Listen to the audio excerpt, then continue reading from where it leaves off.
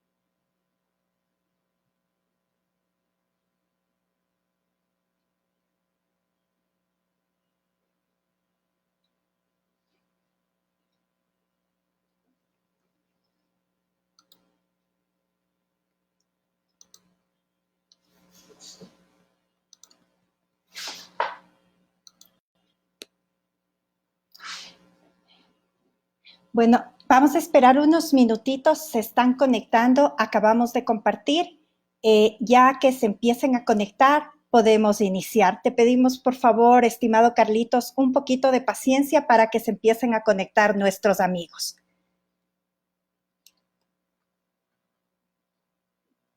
De acuerdo.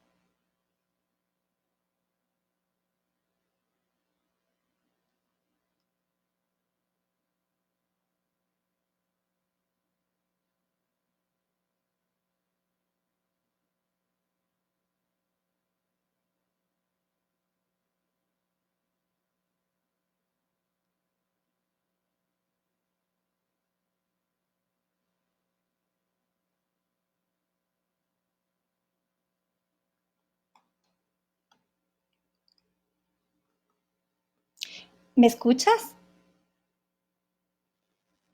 Sí, sí te escucho. Ya. Bueno, amigos, amigas, queremos saludarles a todos y todas esta tarde. Hoy nos encontramos con el doctor Carlos Jiménez. Él es PhD, docente de la Universidad Central del Ecuador. Y hemos planteado, como les habíamos informado el sábado anterior, todos los días sábados poder abordar temas con un experto en el ámbito de la psicología, conocedor en los temas de psicología, para poder contribuir en sus hogares a enfrentar este aislamiento social que estamos viviendo por la pandemia que enfrentamos. Queremos saludar a Lenin Bravo, compañeros, cordiales saludos desde Nueva York. Un gusto que se contacten con nosotros a través de este mecanismo y saludar a todos los compañeros de nuestra organización y al pueblo también estadounidense. El día de hoy, como les habíamos enviado en la invitación, vamos a abordar un tema muy importante: el apoyo emocional a niños y adolescentes frente a condiciones de encierro, para lo cual contamos, como les decía anteriormente, con la presencia del PhD Carlos Jiménez, docente de la universidad. Edgar Cruz también acaba de conectarse. Él vive en el sur de la ciudad de Quito, nos envía un saludo y también enviamos ese mismo saludo. Como ya tú conoces la metodología, nos demoramos, tienes un tiempo de 20 minutos para hacer la exposición central y posteriormente nuestros amigos y nuestras amigas que se conectan a este mecanismo tienen la posibilidad de establecer sus inquietudes y sus preguntas. Bienvenido, estimado Carlos, un gusto poder contar contigo una vez más en este espacio.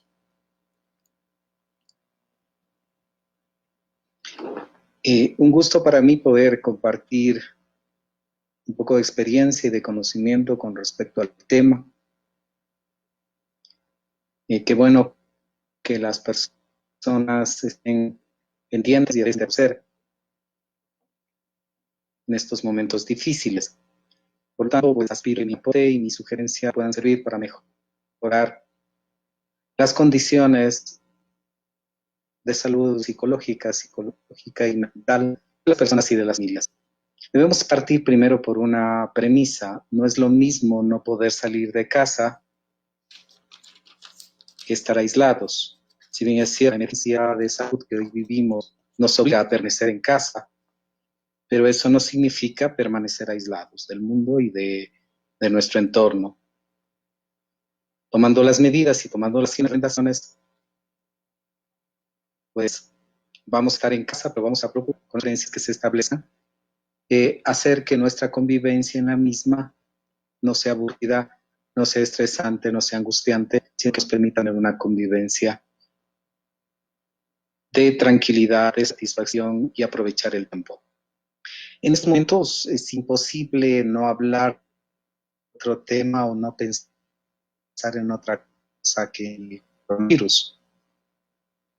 Y eso está generando una preocupación, sobre todo más emoción en la población, por toda la incertidumbre que esta situación de salud genera. Esta situación que estamos viviendo no está resultando fácil para nadie, pues hemos estado acostumbrados a una vida activa, una vida repleta de actividades, estamos forzados a dejarlas de hacer como habitualmente las hacemos, siempre generosos. La pandemia estamos que tan solo a los niveles sociales, económicos y políticos, pues está dejando en este momento una huella psicológica importante a nivel global. Pero, ¿cómo vamos a reaccionar? La familia maneja la situación y cómo las redes sociales proponen el apoyo va a jugar un papel importante en esto. De modo que mientras atravesamos esta nueva época de normalidad, entre comillas, temporal, vamos a intentar crear un sentido de normalidad en nuestros hogares, pese a la anormalidad en la que estamos atravesando. Primero, algunas recomendaciones antes de entrar al tema específico del apoyo emocional hacia los niños. Siempre debemos entender que esta crisis sanitaria nos va a quedarnos, pero no es como una tragedia, se vista como una situación demasiado compleja, sino como una oportunidad ¿para qué? Para pasar más tiempo en familia, para compartir momentos de ocio, para hacer actividades productivas y creativas. Si bien muchas personas, después del extremo trabajo y de las sinnúmero de actividades que hacíamos antes de que exista esta pandemia y estas restricciones, cansadas, tenían tiempo de que estaban pesadas, que necesitaban un espacio, pues la sociedad, tal como se naturaliza, nos están dando para que pongamos en algunas cosas que posiblemente necesitábamos ponerlas en orden. No veamos una tragedia, más bien veamos de esa oportunidad. Y sabemos, obviamente, que una situación compleja de salud como esta trae consigo emociones como ansiedad, estrés, incertidumbre, miedo, aspectos que habíamos notado la vez anterior y los habíamos señalado, y que afectan especialmente a niños y niñas de todas las edades.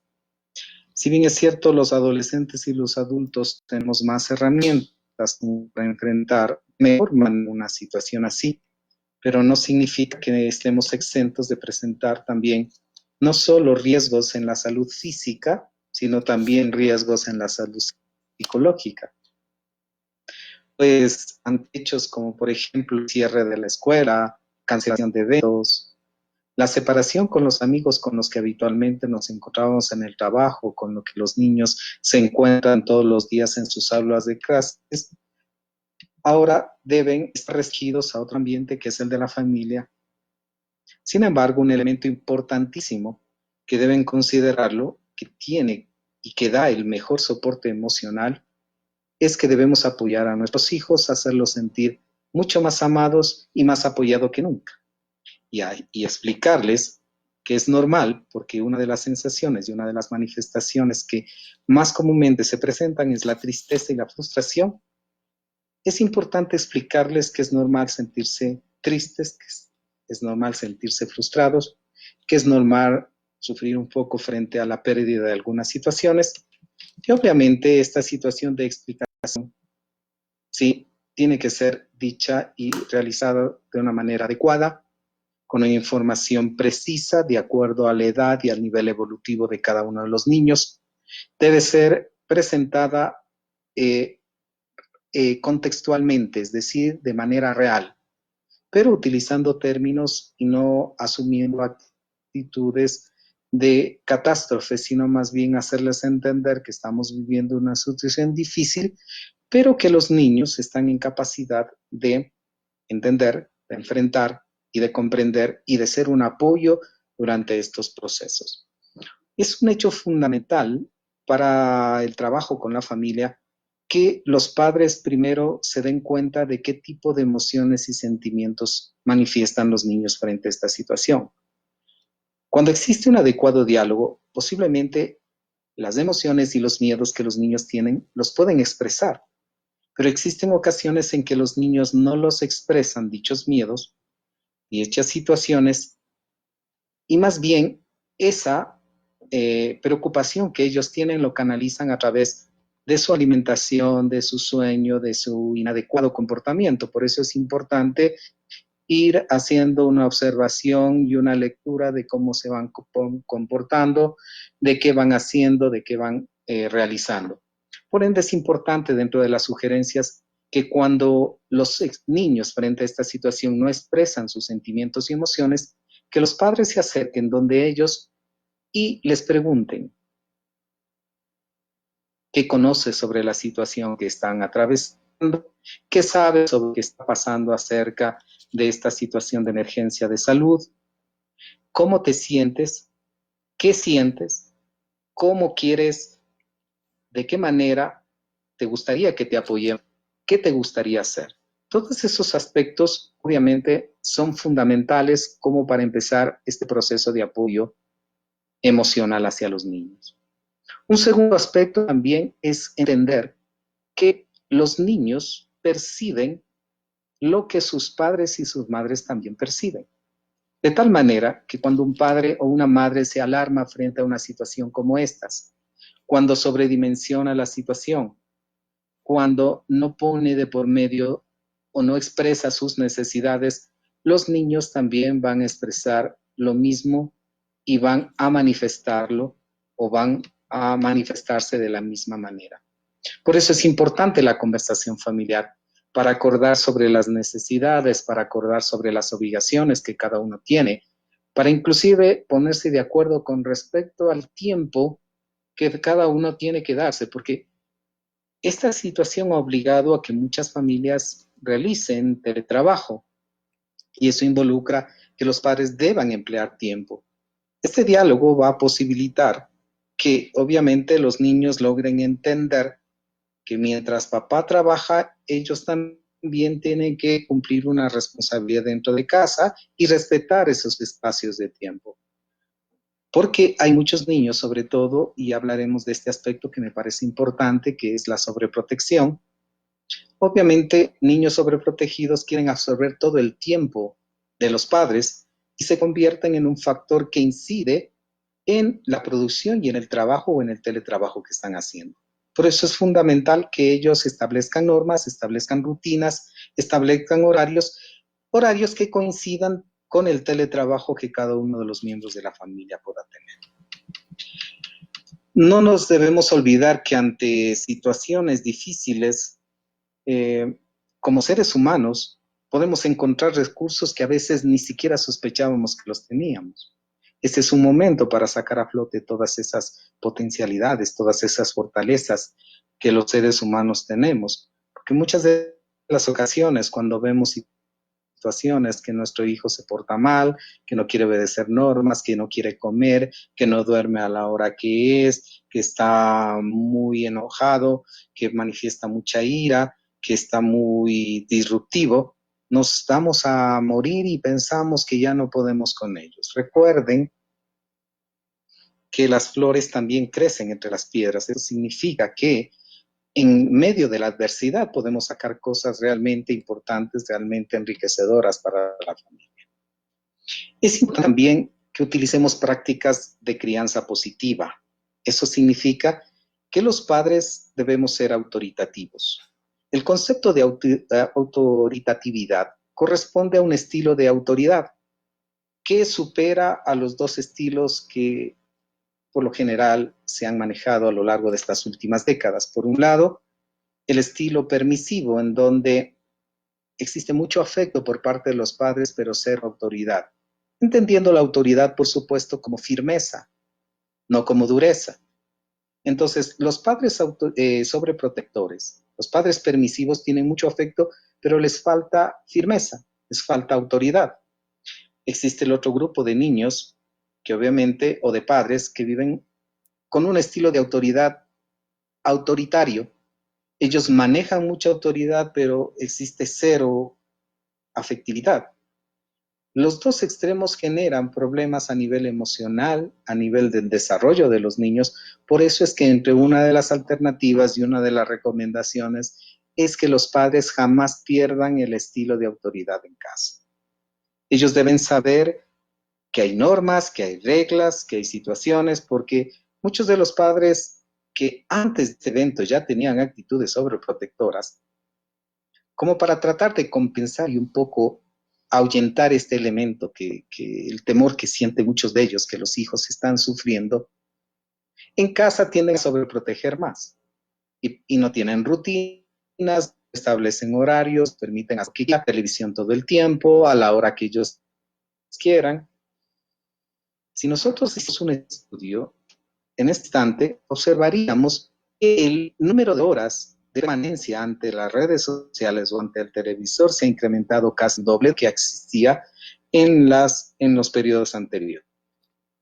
Entonces, vamos a ver lo negativo cuando existe un exceso en el consumo de las redes sociales y de la tecnología y la afectación en el aspecto psicológico que esto tiene. Por eso, por favor, todos los niños, para darles un soporte emocional, requieren de un estilo de autoridad, es decir, requieren de más, de autoridad, requieren también un no, no siempre sí a todo, y que se cumplan y se respetan esas normas. Inatentar derechos y afectar el análisis psicológico de ellos. Porque aquí sí puede darse un riesgo. El anterior mencionamos que estas sirven para incrementar el nivel de violencia y agresividad. Pero ese nivel de violencia es solamente hacia la mujer. También existen niños que agregan violencia familiar, violencia de algún miembro de la familia. Estos tres están mucho para que exista niños, sobre todo, no organización dentro de establecer un inventario, al no estar los niños tienen la tendencia a alterar comportamientos y manejar estos comportamientos. Es más probable que si tenían agresores manifiesten dicha agresividad, dicha violencia hacia los niños. Frente a los niños van a nada por teléfono hacia las autoridades, pero al tener acceso a las redes sociales, es importante si alguno de los niños que está frente a un caso de violencia y de agresión, lo hagan por escrito. Pueden hacer a través de un ensayo, lo pueden hacer a través del internet, a las respectivas, y consideran, porque tan solo estamos la sociedad y muchos de nosotros estamos pendientes de una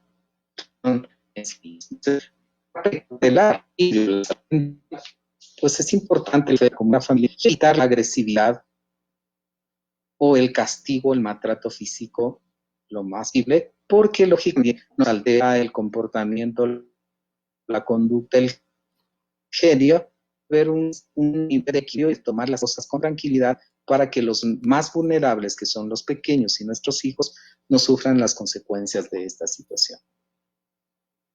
Para ello, me gustaría hacerles que se hagan ustedes una test en este momento, no de violencia, pero sí de ver cómo están sus niveles de ansiedad y angustia frente a esta situación de salud que vivimos nosotros. Ustedes van a responderse sí o no a las preguntas que yo les voy a hacer. Si más del 80% de estas preguntas manifiestan, yo sugeriría que busquen ayuda, busquen soporte a través de televideo, las redes sociales. Existen profesionales que de manera gratuita están dando asesoría y apoyo a aquellas personas que están perdiendo el control, y estas manifestaciones pueden estar presentes tanto en niños como adolescentes. Entonces, estaría un poco que me respondieran. No hace falta que escriban la pregunta, solo papel pongan sí o no. Y hay cosas en el número de respuestas que puedan dar frente a las preguntas que voy a hacer. ¿Usted se encuentra nervioso o agitado, con sensación de inminente pánico en este periodo? 2. No puede dejar de pensar en otra cosa que no sea la enfermedad, la preocupación de enfermar. Necesita estar permanentemente viendo y oyendo noticias o informaciones sobre el tema del coronavirus. 4. Tiene dificultad para concentrarse, empezarse por otros asuntos productivos que no sean las noticias o no sea acerca del virus. Estado de alerta. La sucesión temporal las interpreta como síntomas de enfermedad y los considera usted como signos habituales. ¿Le cuesta a usted controlar su preocupación y pregunta persistentemente a sus familiares por su estado de salud? ¿Percibe que ha aumentado el ritmo cardíaco, la respiración es acelerada o existe una hiperventilación, hay más sudoración, temblores sin causa justificada? ¿Presenta problemas en su sueño no es reparado? Y por último, si presenta problemas digestivos, falta de apetito, otros problemas fisiológicos como tristeza, ansiedad, en esta situación de vivir. Si usted, entre los que yo le he realizado, tiene como si está en esta ansiedad bastante alta, la situación, decíamos bien, está afectando notablemente psicológica. Si tiene menos de ello, porque lo ideal es que la mayoría sean no, pero se ponen hasta unas 3 preguntas se le pueda decir sí. Pero si supera las 3, 4, 5 preguntas tiene sí, estamos viendo que hay condiciones de ansiedad a las cuales hay que prestarles importancia. Si supera las 8 preguntas, un sí, pues necesita ayuda inmediata por parte de un profesional. Es cierto, esto no es un diagnóstico, pero sí es una aproximación a la condición y al estado psicológico, emocional y mental que puedan tener. Entonces, aprovechar tiempo y ya en la medular, pues voy a dar algunas de las recomendaciones para dar el diagnóstico. Pero como dije un momento, es fundamental expresar y sentir emociones. Carlitos, sí. Perdón que te moleste. Nos dicen que al parecer existe... Sí, no te escucho, sí. Que al parecer existe algún problema con la señal. No sé si en tu casa de pronto solamente tú estás conectado al internet o están otras personas para ver si pueden apagar y mejorar la señal.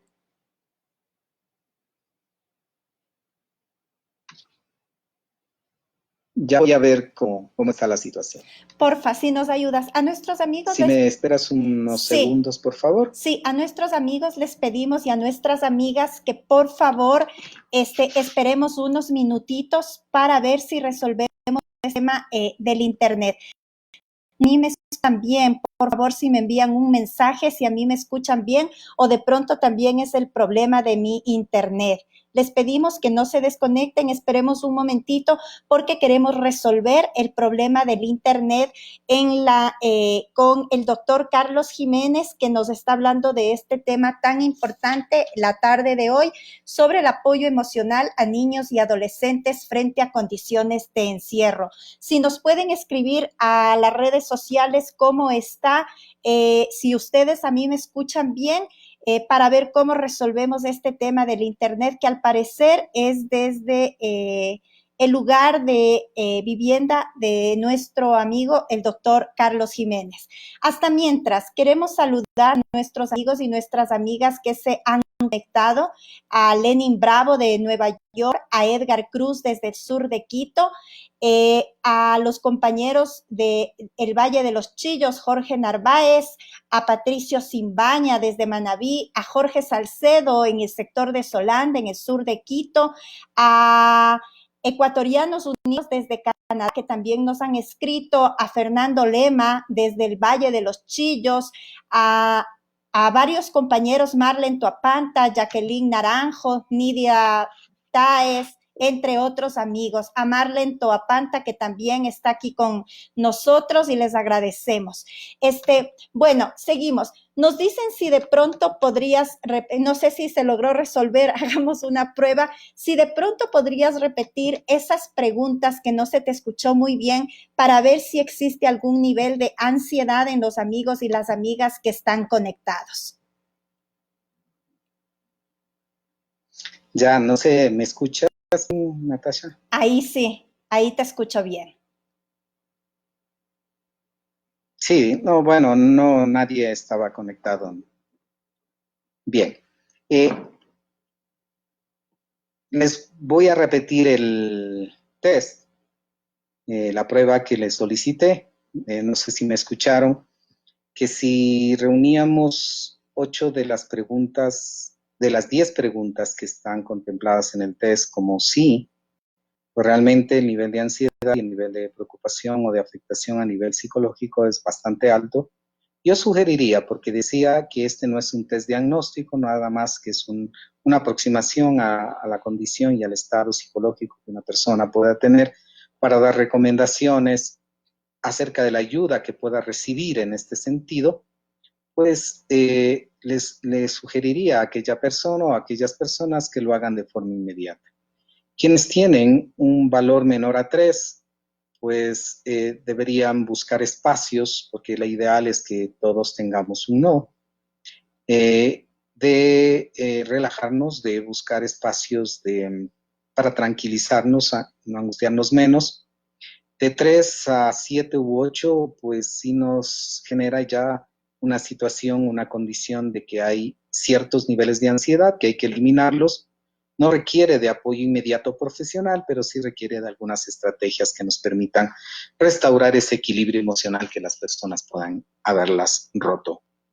Os decía, la primera pregunta puede estar relacionada con: me siento nervioso, agitado, tenso, con la sensación de peligro, de pánico permanente. Sí o no es la respuesta. No puedo dejar de pensar en otra cosa que no sea la enfermedad o la preocupación por enfermarme o porque se enferme algún miembro de la familia. Sí o no.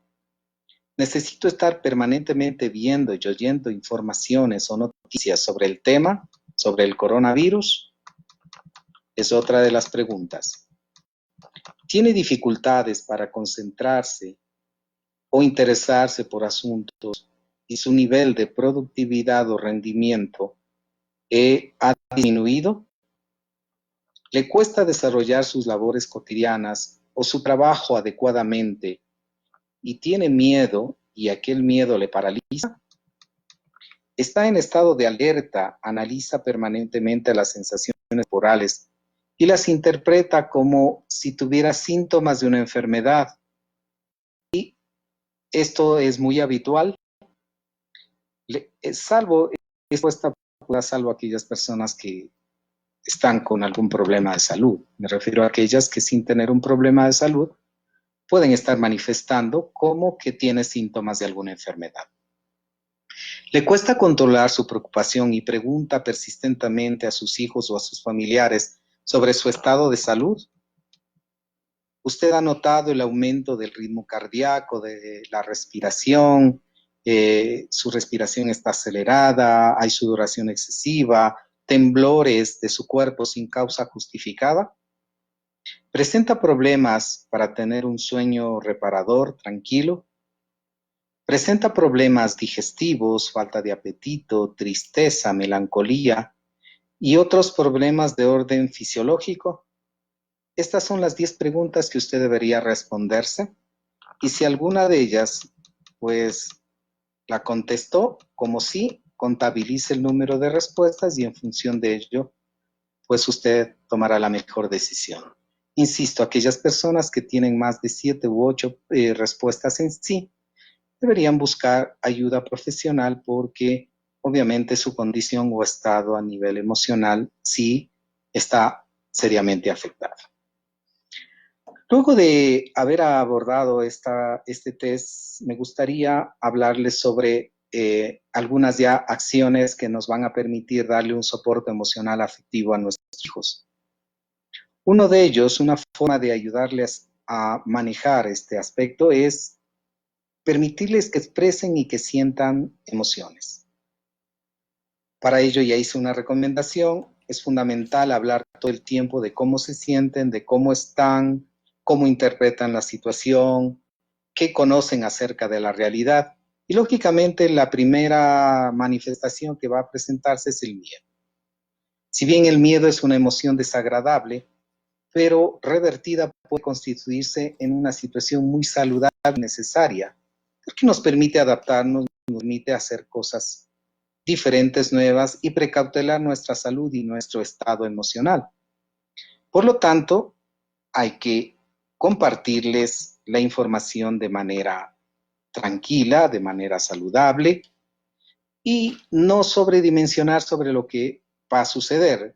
En la charla anterior había recomendado, como una de las opciones, que solo se acojan a fuentes fidedignas, fuentes objetivas acerca de información. Porque en las redes sociales abundan muchas informaciones falsas, alarmantes, que tienen el propósito de generar caos también en la vida de las personas. Por eso entre las recomendaciones yo decía, desconectémonos durante el día de redes sociales. Es fundamental hacer un alto y dedicarnos a hacer otras actividades que enriquezcan la relación de las personas, de las familias, de los integrantes de las familias. De tal manera que escuchar lo que las personas o lo que los niños dicen y tomarse el tiempo para darles afecto ayuda mucho a disminuir el miedo. También hay que estar pendientes de las necesidades que estos tienen y de las emociones individuales que cada niño o niña pueda tener y responder a ellas de manera oportuna y adecuada. No hay que asumir la situación de que ya pasará, con los días ya cambiará. Si bien es cierto que estas manifestaciones son normales, pero es importante abordarlas. Hay que manifestar, sobre todo con niños y adolescentes, ¿sí? Que lo único que hacer con un sentimiento doloroso como ese, como es el miedo, como es la frustración, es aceptarlo. Es decir, es necesario permitirle a los niños y a los adolescentes estar tristes. No hay que cuestionarlos porque se entristezcan o no hay que tratarlos de animar y evitar que sientan, que tengan esa emoción. Es importante que la expresen, que la canalicen. ¿Sí? Así es que hay que permitirles sentir la tristeza. Y hay que hacerles notar que mientras llegue más rápido, ¿sí? Y lo logre sentir y superar más rápido, se va a sentir mejor. Hay unos jueguitos que con los pequeñitos, por ejemplo, 3, 4, 5 años, se puede utilizar. Un ejemplo, ellos saben que tienen un poder como los superhéroes, un poder mental, y que cerrando los ojitos y respirando profundo, van a ahuyentar a ese gran monstruo que es el temor. Entonces ellos dicen, con mi poder yo puedo hacerlo, y empiezan a ejercitar y logran eliminar ese temor. Se pueden aplicar tanto con los pequeñitos como los más grandes, técnicas de relajación. Yo había sugerido esto la vez anterior. Este es un espacio ya que se comparte con mucho tiempo dentro de la casa, de una familia, que los niños aprendan técnicas de respiración profunda. Hay algunas personas que hacen meditación, es importante que los niños también se acompañen en eso, o hacen actividad deportiva o ejercicios. El nivel de ansiedad y angustia se disminuye y el nivel de miedo también con actividades físicas, con actividades de meditación, con actividades de relajación. No es este el espacio para enseñarles dichas técnicas, pero sí podríamos ver si algún momento les enseñamos y seguimos una especie de curso muy rápido acerca de técnicas de relajación, tanto mental como muscular. Es importante también seguir la rutina. No nos olvidemos que venimos de un periodo en el cual había horarios, había situaciones ya puntuales que debíamos hacer. Y de pronto nos obligaron a estar en casa y toda esa rutina se desarmó. Por eso es fundamental armar una agenda. El mantener ocupados a los niños en actividades productivas y no solo en la televisión, también es un elemento de soporte emocional, tanto para niños como para adultos. Entonces, es importante también, inclusive dentro de casa, establecer la diferencia como la establecíamos en la rutina diaria. sabemos que de lunes a viernes tenemos actividades académicas. Para los más grandecitos saben que utilizan la plataforma que el Ministerio de Educación nos dio. Y hay que combinar, porque ya les voy a dar una sugerencia de cómo combinar, porque hay que hacer recesos. No es el mismo horario que se mantiene en las instituciones educativas. Hay que establecer una diferencia. Y también las actividades en el fin de semana. Los niños deben saber, como cuando añoran que llegue el día viernes, también en casa, no romper esa rutina, saber que de lunes a viernes se manejan actividades de orden académico, pero los días sábados y domingos son mucho más relajados y son otras las actividades. Es importante que los padres preparen un espacio específico para actividades académicas, otro espacio específico para actividades recreativas de diversión y otro espacio específico para actividades recreativas, porque en muchas de las ocasiones los papás permiten que sean en el dormitorio, que sean en las camas, que sean en cualquier parte donde los niños realicen las actividades. Esto rompe, afecta la estabilidad emocional, afecta la rutina del niño, y como el cerebro estaba programado a hacer una rutina, romperla genera también un proceso a nivel psicológico contrario. Es importante planificar, por ende hay que establecer un horario, si es posible utilizar una cartulina en donde construyan con el mismo niño o con el mismo adolescente y la coloquen en un lugar visible para que uno sepa a qué horas son tales o cuales actividades. Lo importante ahora, si bien es cierto, había niños que estudiaban durante la tarde y otros niños estudiaban o otros adolescentes estudiaban durante la mañana, lo fundamental es que se aproveche las primeras horas del día para estudiar, porque el nivel de concentración y el nivel de productividad es mayor. Por eso manifestaba de que obviamente si usted no hace que se cambie radicalmente la rutina, menos afectación habrá en su desarrollo.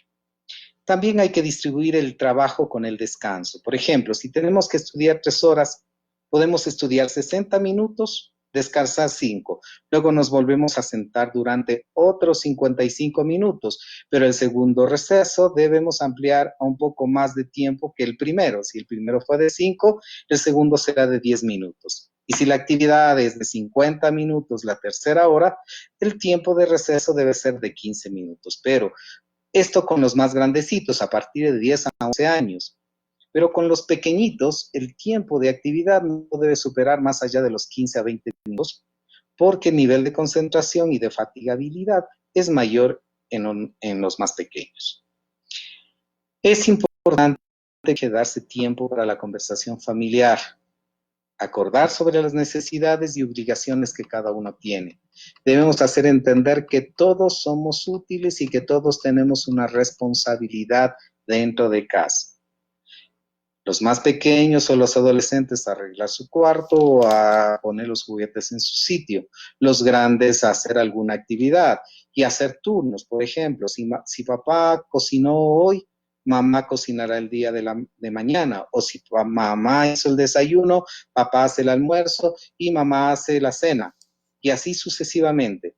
Entonces, que en esta conversación y en esta asumir responsabilidades, es importante que sepa cada uno cuál va a ser su contribución para la familia. Es importante también fortalecer la comunicación con los familiares cercanos. Este es otro elemento de apoyo emocional importante para los niños que viven estas situaciones y los adolescentes.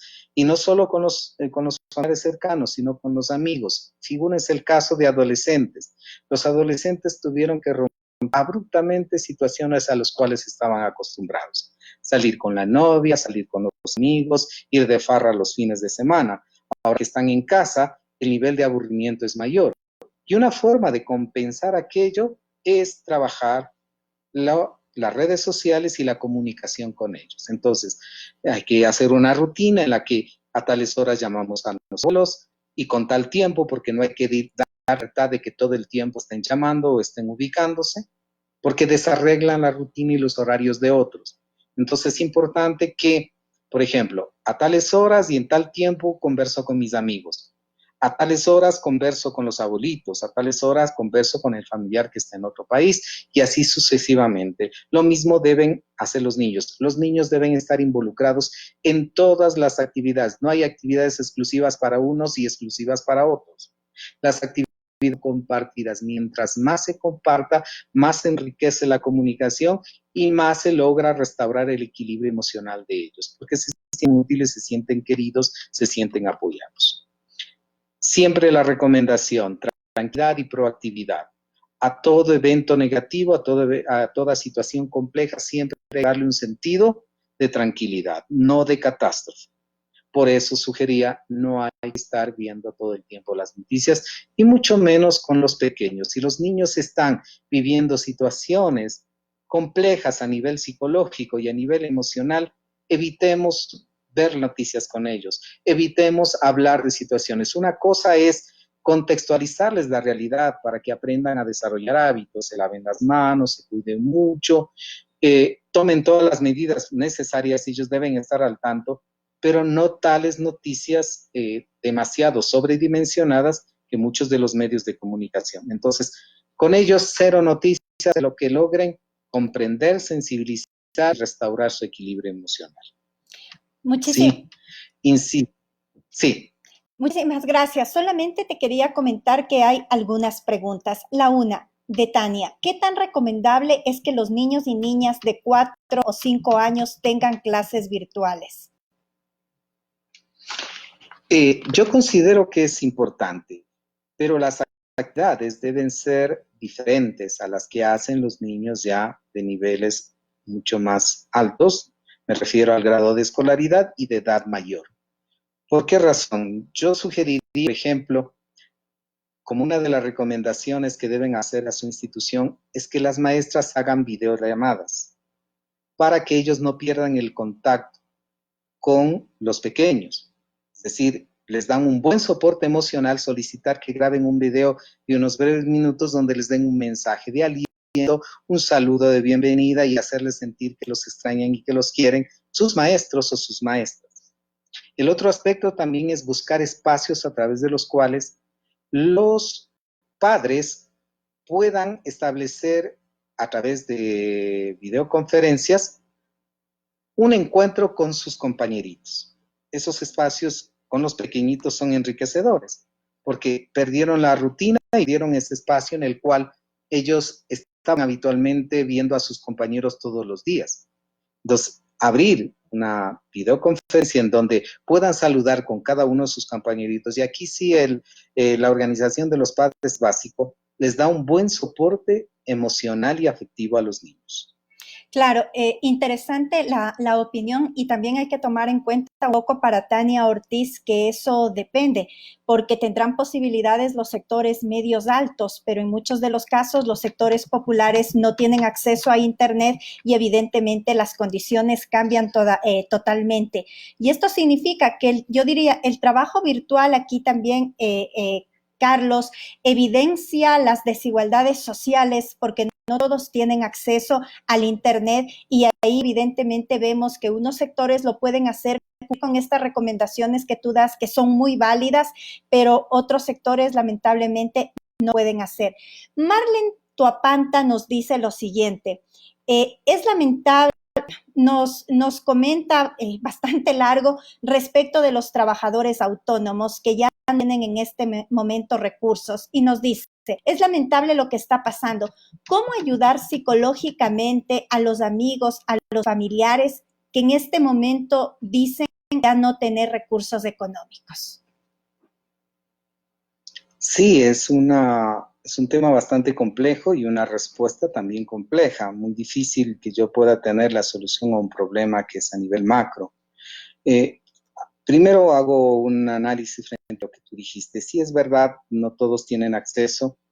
Cuando nosotros hacíamos un sondeo de quienes, por ejemplo, a nivel universitario, disponen de Internet, apenas el 60% de nuestros estudiantes universitarios tienen y disponen de Internet en sus casas. El 40% no lo disponen. Y se nos ha dado instrucciones de que hagamos clases virtuales. Tendrías que buscar un mecanismo a través del cual pues vía correo electrónico, porque si bien es cierto, no tendremos internet eternamente, pero todos tenemos un teléfono celular en casa. Entonces, el hecho de que los padres, en este caso de niños y de familias que no disponen de internet permanente, es fundamental que grabar un mensaje de voz en el celular por unos segundos de cada uno de los compañeros contribuye a fortalecer el componente emocional y afectivo de los niños. El tener la posibilidad, por ejemplo, de a través de un mensajito, un chat por WhatsApp, poder establecer alguna comunicación también contribuye en gran medida. Yo creo, independiente de la condición económica de las familias, yo creo que todos estamos en capacidad de tener acceso a un Internet, porque es la única manera como podemos precautelar a un celular, digamos, es la única manera como podemos precautelar el bienestar y la salud de las personas. Es importante en estas personas, primero, hacerles comprender la realidad que vivimos. Si bien eso no les da de comer ni les llena el estómago, pero si ellos logran entender que es una situación que es transitoria y que en algún momento se la va a superar, pues baja los niveles de ansiedad, aunque el problema no se haya resuelto. El segundo, la familia es un soporte fundamental para estos casos. En este sentido, hay que trabajar con las familias para que conversen, para que reciban el apoyo, para que estimulen a través de mensajes y palabras. Lo otro decía, buscar alternativas a través de instituciones y organismos que les puedan proveer del apoyo necesario. En este momento se están haciendo campañas de donación por parte de algunas instituciones para que de alguna manera puedan llegar dichas donaciones, esos recursos a esas personas y puedan por lo menos subsistir el día. Lo fundamental es pensar qué voy a hacer hoy, qué es lo que voy a lograr hoy, porque no podemos ponernos a pensar a futuro.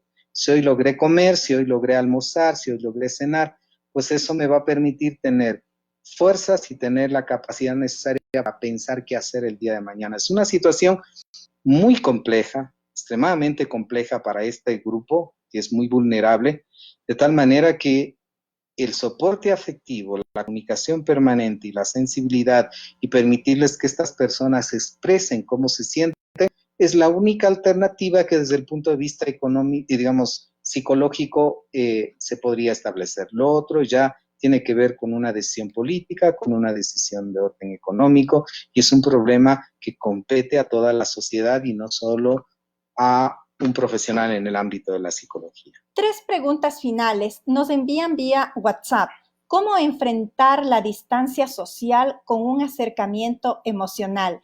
En razón de que ciertos padres y madres por diversas circunstancias no están junto a sus hijos y se encuentran con otros familiares, como por ejemplo los abuelos o con la mamá o con el papá. ¿Cómo resolver cómo ayudar a enfrentar este problema? Bien, lo fundamental es la comunicación en primera instancia. Yo decía en un momento, si al niño, independientemente de la edad, le damos una información clara, le hacemos sentir que él es parte importante también del cuidado y la salud, no solo de él, sino de los demás, porque muchos de los padres no están con sus hijos por diversas razones. Ejemplo, la enfermera que tiene que ir al hospital y por su condición para no afectar a la familia no llega a casa. El niño debe entender que a pesar de la tristeza que deba tener de no ver a la mamá, de no estar con ella, debe entender que el permanecer en casa y el tratar de ocupar su tiempo en algunas actividades es una forma de contribuir a que mamá esté bien y a que otros estén bien. Entonces, darle la información clara al niño y hablar sobre sus sentimientos y sus emociones es una forma de dar contención o soporte emocional a ellos. Si no se les permite expresar, si no se les da la información clara y tal cual es, y no les hace entender que el entender esta situación ayuda mucho o él está colaborando a que otras personas también estén sanas, no solo él, pues no lograremos. El otro aspecto es, independientemente de que no esté mamá o que esté papá, el soporte emocional, el soporte afectivo que puedan dar los abuelos es fundamental. Ellos necesitan hacerlo sentir amados, hacerlo sentir importante, hacerlo sentir querido. Y el otro aspecto es mantenerlo activo. Si un niño sabemos que está triste y lo dejamos que esté en un rincón sin hacer nada o viendo todo el día televisión, se va a agravar el problema. Entonces los abuelitos de alguna manera tienen que idearse espacios a través de los cuales jueguen, conversen, dialoguen, se diviertan, hagan actividad física, y esos elementos van a compensar en gran medida las carencias efectivas que puedan tener por la diferente problemática que puedan estar atravesando, que puedan tener los niños. Sí, hay una pregunta. ¿Cómo prevenir la violencia contra los niños, niñas y adolescentes en los hogares? ¿Qué hacer frente a la violencia? Sí, igual este es un tema muy complejo como el caso de la violencia hacia la mujer.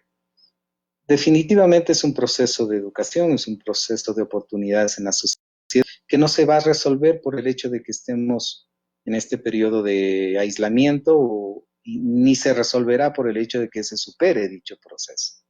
Es un proceso ya a largo plazo en donde las personas agresoras tienen que entrar a un proceso de apoyo profesional importante, un proceso de reeducación fundamental. Yo sugería y hago la misma sugerencia que hacía a la vez anterior con las mujeres que son violentadas. Si existe un adulto, existe una persona adulta que conoce sobre el trato, la primera intervención es la denuncia. No existe otra opción más en estos casos. Es la mejor forma de prevenir, porque no hay paliativos, no hay recetas mágicas que al agresor que permanece las 24 horas del día en casa del niño le haga cambiar su actitud de agresión hacia él y de maltrato. Por eso, lo fundamental es la, eh, la denuncia inmediata hacia los medios oficiales y hacia las autoridades correspondientes. Paul Vallejos nos dice, ¿qué pasa con la gente que está vendiendo en las calles? ¿Acaso no aprecian la vida?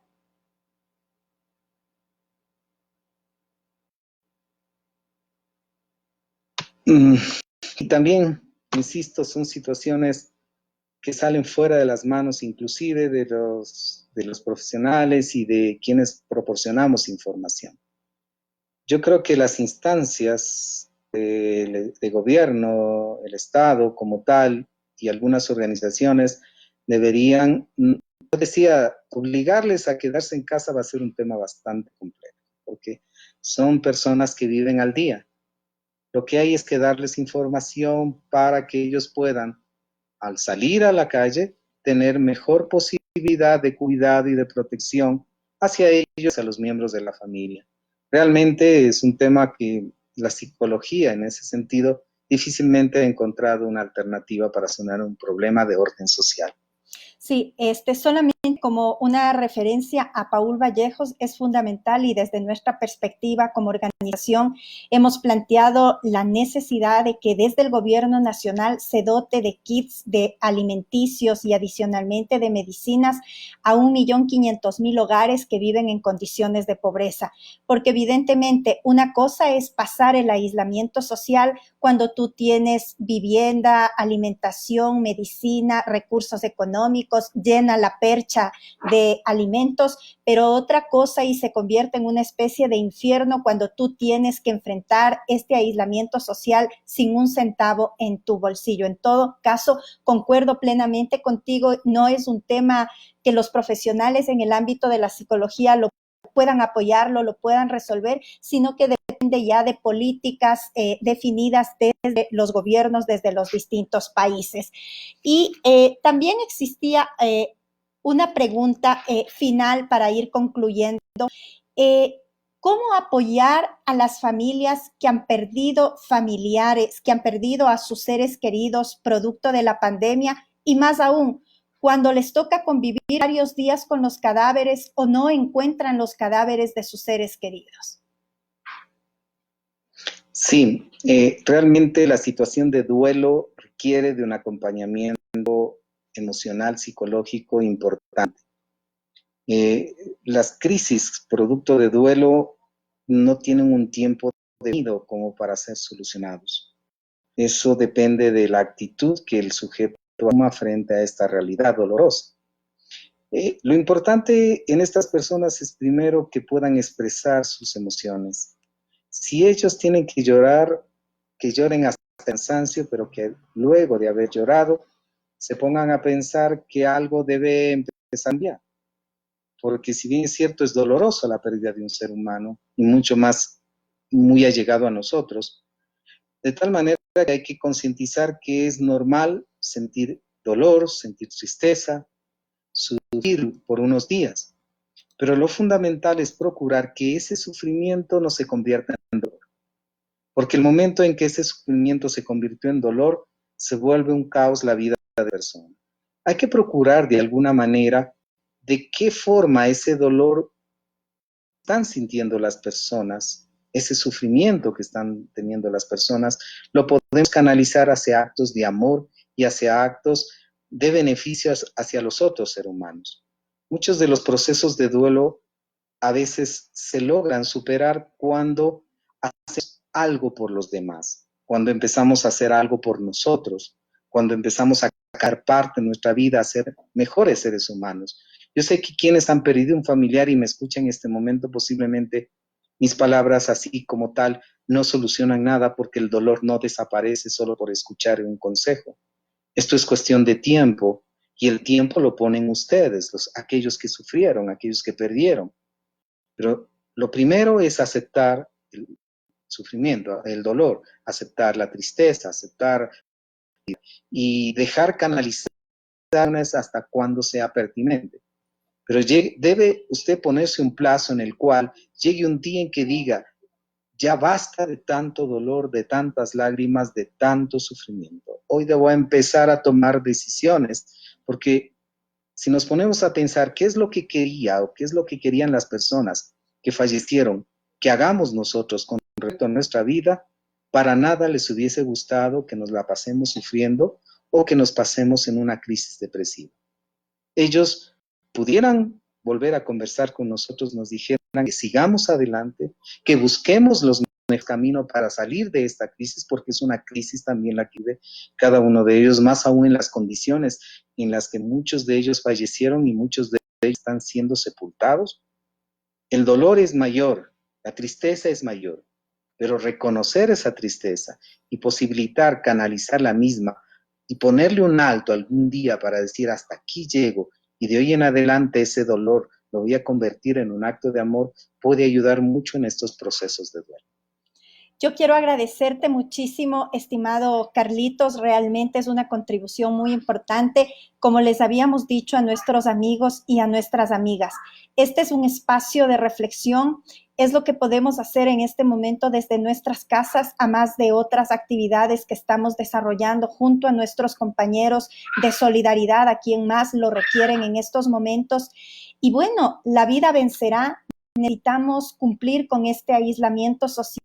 Desde nuestra perspectiva, exhortar al gobierno nacional la necesidad de la entrega de los kits alimenticios y de medicinas a los sectores populares para que también puedan cumplir con el aislamiento social, que es el único mecanismo que nos permite evitar que siga creciendo esta pandemia. Los datos son completos, sigue creciendo el número de contagiados, sigue creciendo el número de muertos en el Ecuador y realmente necesitamos aunar esfuerzos para enfrentar este problema.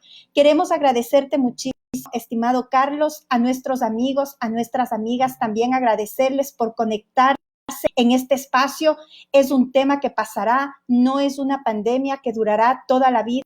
Como nos decía el doctor en uno de los Facebook Live anteriores, este es un elemento que nace, crece y que finalmente tiene que terminar. Y esa es la ley, esa es la regla con la cual ha pasado muchas pandemias que ha vivido el mundo en años anteriores y evidentemente hacer todos los esfuerzos para salir adelante. Muchísimas gracias, estimado Carlos. No sé si quieres dar un mensaje final a nuestros amigos y amigas.